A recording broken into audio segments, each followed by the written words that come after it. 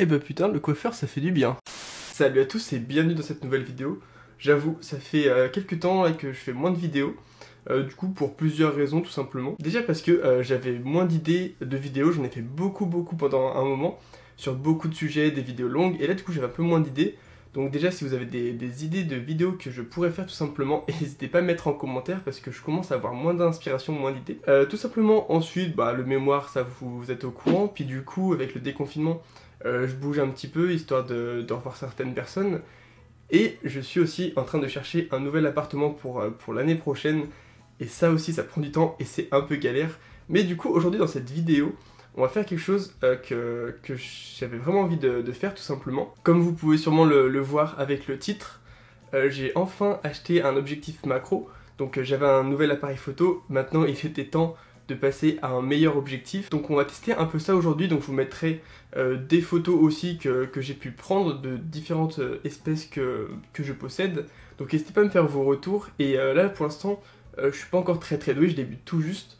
Et du coup le but ça va être aussi qu'au fur et à mesure des vidéos, ça s'améliore, c'est-à-dire que je commence à apprendre la photographie de mon côté. Donc j'espère que ça se ressentira, que ça se verra. J'ai hâte de faire des super clichés sur les fourmis et du coup aussi des super vidéos. Donc là je vais vous mettre quelques photos pour commencer. Ensuite je ferai des vidéos de plusieurs de mes colonies. D'ailleurs c'est un peu le bazar parce que je vais vous spoiler un petit peu. Mais tout simplement mes Crématogasters Scutellaris ont enfin déménagé. Et je vous montrerai du coup très rapidement ce que ça donne. Ensuite après les vidéos, je répondrai à une question que j'aurais choisie dans les commentaires. Donc je vais reprendre un petit peu ce concept que j'avais un peu abandonné. Je vais répondre à une question et à la fin je présenterai une chaîne YouTube que je trouve super sympa. Je vais essayer aussi de présenter maintenant des chaînes YouTube qui me plaisent, qui n'ont pas forcément beaucoup d'abonnés. Forcément des chaînes YouTube sur les fourmis, histoire de vous faire connaître un petit peu et de faire découvrir d'autres personnes qui ont un talent...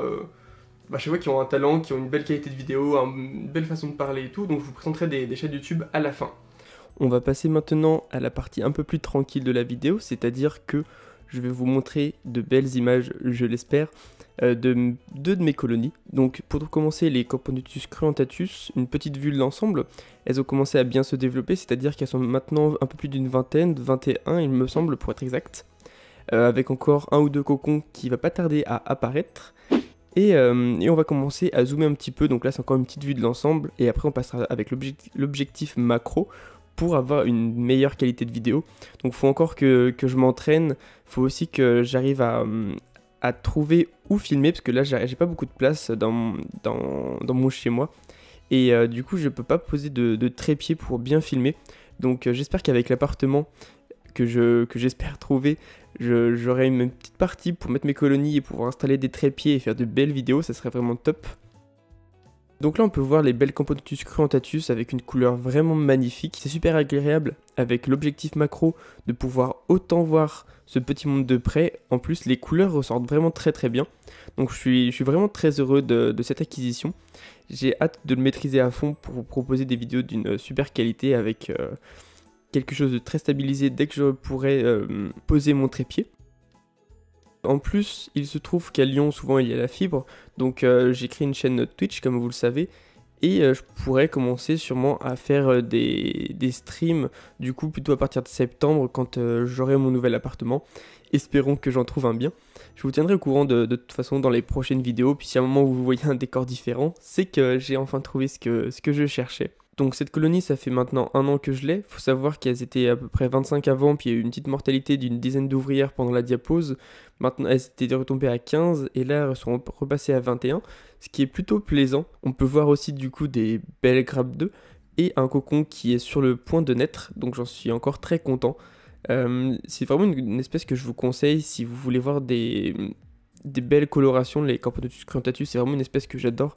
Souvent les Camponotus ont des belles colorations, mais les cruentatus c'est vraiment quelque chose que je trouve magnifique.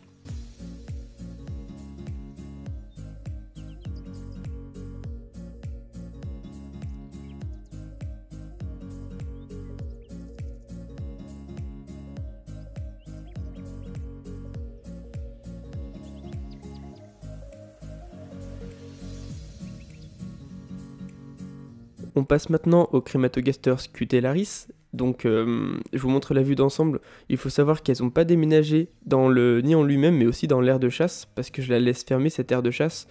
Peut-être pour ça, je sais pas trop. Peut-être que le nid, elles étaient trois les trois, difficile à dire. En tout cas, tant qu'elles aiment. En plus, j'ai pas humidifié la réserve d'eau, donc je sais pas trop pourquoi.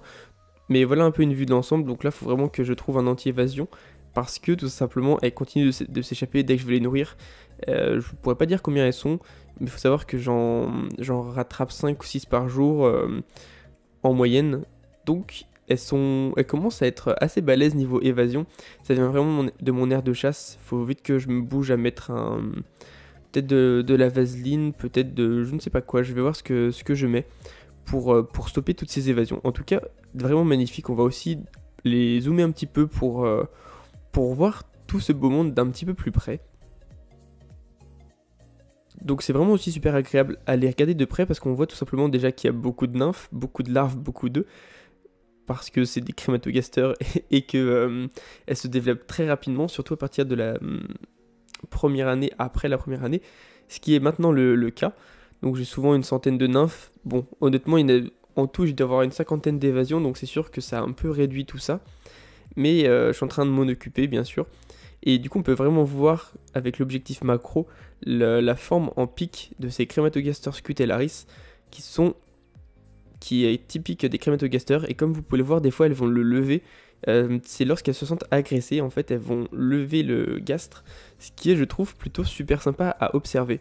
Donc, avec un fond de vidéo plutôt agréable, je l'espère, je vais répondre à une petite question de Célia, parce que, comme je vous l'ai dit, je reprends ce petit concept de répondre à une ou plusieurs questions en vidéo vers la fin de la vidéo, que je trouve assez sympa.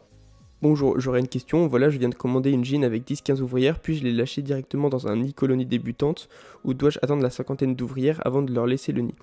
Pour répondre à cette question, il manque d'informations, c'est-à-dire que en général, on attend une trentaine d'ouvrières, j'ai envie de dire, avant de les mettre en nid, donc ça dépend entre 20 et 50. En fait, ça dépend surtout de la taille du nid et de vos ouvrières. Par exemple, si vous avez des Camponotus cruentatus et que le nid est petit, au bout d'une trentaine, vous pouvez les passer en nid.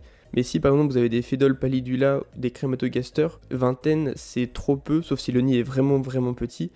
Mais en fait, ce qu'il faut simplement retenir, c'est qu'il faut que le nid ne soit pas disproportionné par rapport à la taille de la colonie, sinon ça va les stresser. Les jeunes fondations aiment bien être à l'étroit au début pour un sentiment de sécurité, parce qu'elles sont très peu. C'est seulement ça qu'il faut retenir, et en fonction de ça, ça devient plus facile à adapter. Pour finir, je vais vous présenter une chaîne YouTube. Vous allez voir, la qualité vidéo est vraiment ouf, et même la qualité audio. Donc voilà, je vous conseille vraiment d'aller voir ces vidéos pour vous faire votre propre avis. Peut-être que vous allez apprécier, et ce serait dommage de passer à côté de cette chaîne. Donc la chaîne, c'est Fourmis des Plaines, qui avait passé les 300 abonnés. Donc voilà, c'est une chaîne que je vous recommande. En plus, la personne qui gère cette chaîne est fortement sympathique aussi. Du coup, forcément, je ne peux que vous le conseiller. Et j'espère vous avoir fait découvrir une super chaîne. Je vous présenterai du coup une chaîne à chaque fin de vidéo. Du coup, ce que vous voyez en fond, c'est des vidéos de sa chaîne YouTube. Donc voilà, allez faire un tour. N'hésitez pas à laisser quelques petits commentaires. Et j'espère que de votre côté, vous avez apprécié cette vidéo. N'hésitez pas à liker, à lâcher un petit commentaire si vous avez des questions, des commentaires ou autres. Et on va se dire à la prochaine. Allez, bye bye tout le monde.